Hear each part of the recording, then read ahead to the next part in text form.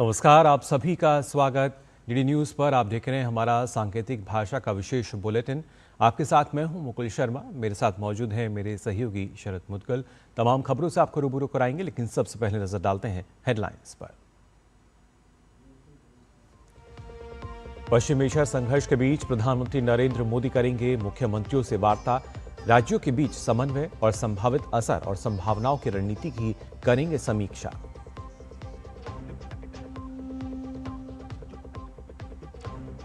देश में पेट्रोलियम आपूर्ति निर्बाध, केंद्र सरकार ने दिया स्पष्ट। देश में पेट्रोल डीजल का भरपूर भंडार, जनता से की भ्रामक बातों से बचने की अपील। दुष्प्रचार अभियान की कड़े शब्दों में निंदा।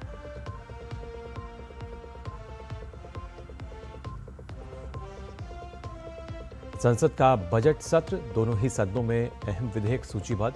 राज्यसभा में वित्त मंत्री पेश करेंगी वित्त विधेयक।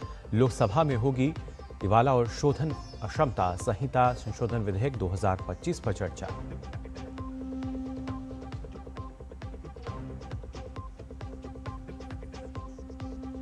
पश्चिम बंगाल में निष्पक्ष विधानसभा चुनाव के लिए चुनाव आयोग का बड़ा कदम।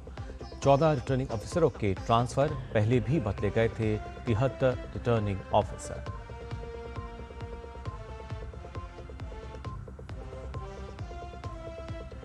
अयोध्या में रामलला के जन्मोत्सव का भव्य आयोजन। राम मंदिर में विशेष पूजा अर्चना के चलते कड़ी की गई सुरक्षा व्यवस्था।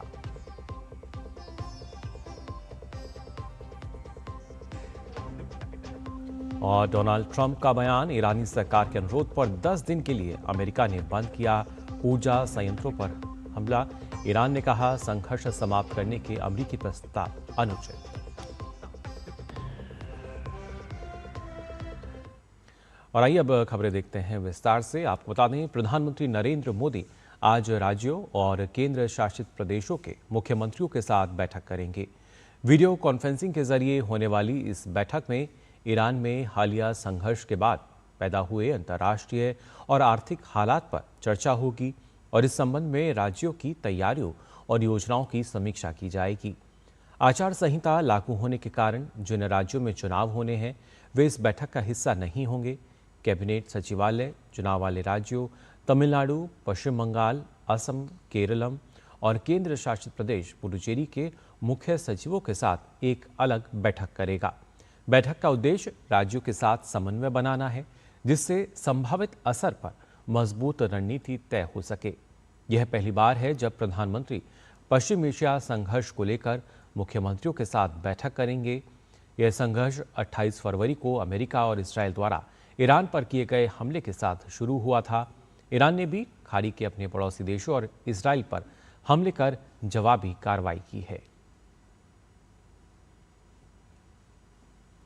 भारत सरकार ने देश में पेट्रोलियम की निर्बाध आपूर्ति और सुनिश्चित होने की बात फिर से दोहराई है। आपको बता दें और स्पष्ट किया है कि देश में पेट्रोलियम पदार्थों की कोई कमी नहीं है। सरकार ने कहा है कि देश भर में पेट्रोलियम आपूर्ति सामान्य है और कहीं भी पेट्रोल डीजल की देश में कोई कमी नहीं है।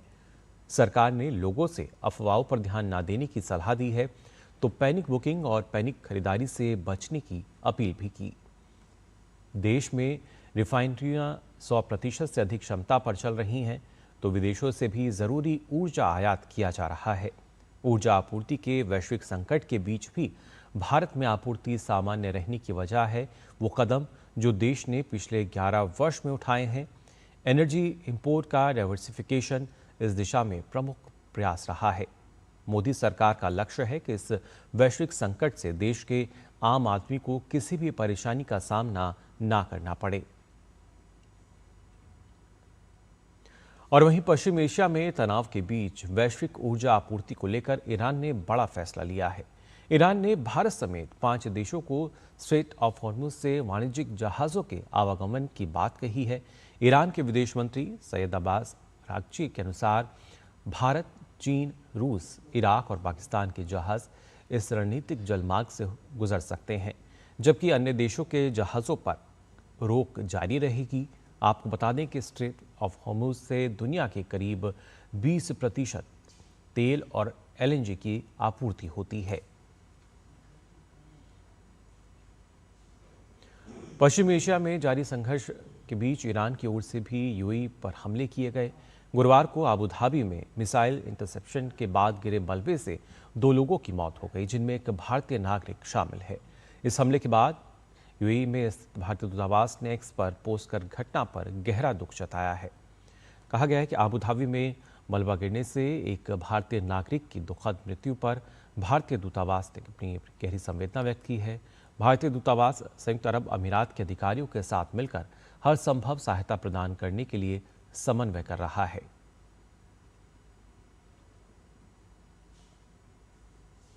रामनगरी अयोध्या आज रामनवमी के पावन अवसर पर भक्ति, आस्था और भव्यता के अद्भुत संगम की साक्षी बनने जा रही है। श्री राम जन्मभूमि मंदिर में इस खास मौके के लिए सभी तैयारियां पूरी कर ली गई हैं और लाखों श्रद्धालुओं के आगमन की संभावना को देखते हुए व्यापक इंतजाम भी किए गए हैं।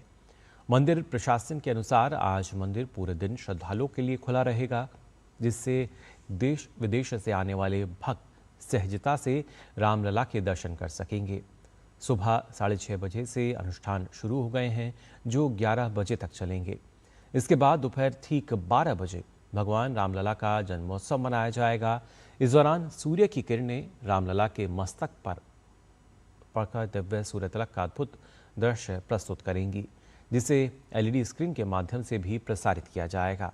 इस खास अवसर पर भगवान को करीब 6 क्विंटल पंजीरी और 56 भोग का प्रसाद चढ़ाया जाएगा। मंदिर परिसर में बधाई गान और फूल बंगला झांकी भक्तों के आकर्षण का केंद्र रहेगी। श्रद्धालु की सुविधा के लिए दर्शन मार्ग पर मैट और छाया की व्यवस्था की गई है। शाम होते ही मंदिर का शिखर भव्य फसाद लाइटिंग से जगमगा उठेगा, जिससे पूरी अयोध्या नगरी दिव्य आभा में सराबोर नजर आएगी। चैत्र नवरात्रि का आज 9वां दिन है। आज का दिन मां दुर्गा को समर्पित है। साथ ही आज रामनवमी भी है। इस मौके पर दिल्ली के झंडेवाला देवी मंदिर और छतरपुर मंदिर में पूजा अर्चना लगातार की जा रही है। रामनवमी के अवसर पर भगवान राम के जन्मोत्सव को लेकर भी मंदिरों में विशेष आयोजन किए जा रहे हैं, जिससे श्रद्धा और उत्साह का माहौल और भी बढ़ता हुआ नजर आया। और बात सदन की कार्यवाही की, आपको बता दें संसद के दोनों सदनों में आज अहम विधायी कार्य सूचीबद्ध हैं। राज्यसभा में वित्त मंत्री वित्त विधेयक 2026 पर चर्चा का प्रस्ताव करेंगी। ये विधेयक लोकसभा से पहले ही पारित हो चुका है। चर्चा के बाद वित्त मंत्री विधेयक को लौटाने का भी प्रस्ताव रखेंगी। वहीं राज्यसभा की कार्यसूची में आज विनियोग संख्या 2 विधेयक 2026 भी शामिल है। वित्त मंत्री निर्मला सीतारमण विनियोग विधेयक को लौटाने का प्रस्ताव रखेंगी। इसके साथ ही लोकसभा की अगर बात करें तो लोकसभा में आज के कामकाज को देखते हुए यहां आज दिवाला और शोधन अक्षमता संहिता संशोधन विधेयक 2025 सूचीबद्ध है। सदन में 25 मार्च को पेश हुए इस विधेयक पर आज भी चर्चा जारी रहेगी और वित्त मंत्री निर्मला सीतारमण इसे पारित करने का प्रस्ताव भी पेश करेंगी। बात करते हैं पश्चिम बंगाल की, जहां स्वच्छ और निष्पक्ष चुनाव सुनिश्चित करने के लिए निर्वाचन आयोग ने एक बार फिर बड़ा कदम उठाया है। आयोग ने रिटर्निंग ऑफिसर पदों पर नए सिरे से फेरबदल किया है। हाल ही में भवानीपुर समेत कुल 73 रिटर्निंग ऑफिसरों को हटाए जाने के बाद अब उसी सूची में से 14 और रिटर्निंग ऑफिसरों का तबादला किया गया है। इसके अलावा 14 अधिकारियों के इस फेरबदल के साथ ही 9 विधानसभा क्षेत्रों में खाली पदों पर नए रिटर्निंग ऑफिसरों की नियुक्ति भी की गई है। विशेषज्ञों का मानना है कि चुनाव से पहले इस तरह का लगातार फेरबदल प्रशासनिक निष्पक्षता बनाए रखने की दिशा में एक अहम कदम है। रुख करते हैं अंतर्राष्ट्रीय खबरों की तरफ। आपको बता दें पश्चिमी एशिया में तनाव की स्थिति अभी भी बरकरार है। इस बीच अमेरिकी राष्ट्रपति डोनाल्ड ट्रंप ने अगले 10 दिन तक ईरान के एनर्जी प्लांट पर हमले रोकने का ऐलान किया है। सोशल मीडिया पर साझा एक पोस्ट में ट्रंप ने लिखा कि 6 अप्रैल तक 10 दिन के लिए ईरान के ऊर्जा संयंत्रों पर हमले नहीं होंगे। इस दौरान ईरान के साथ आगे की स्थिति संभालने पर बातचीत की जाएगी। उन्होंने आगे लिखा कि फेक न्यूज़ मीडिया और कुछ लोगों के गलत बयानों के बावजूद ईरान के साथ बहुत अच्छी बात चल रही है। हालांकि एक ईरानी अधिकारी ने इन दावों को खारिज करते हुए अमेरिका के इस प्रपोजल को एक तरफा और गलत करार दिया। खबर खेल जगत से। भारतीय क्रिकेट कंट्रोल बोर्ड ने भारत के 2026 और 27 के अंतर्राष्ट्रीय क्रिकेट के घरेलू कैलेंडर को जारी कर दिया है। इस कैलेंडर के अनुसार 4 टीमें भारत का दौरा करेंगी, जिसमें वेस्टइंडीज, श्रीलंका, जिम्बाब्वे और ऑस्ट्रेलिया की टीम शामिल है। इस दौरान 22 अंतर्राष्ट्रीय मैच देश के 17 शहरों में खेले जाएंगे।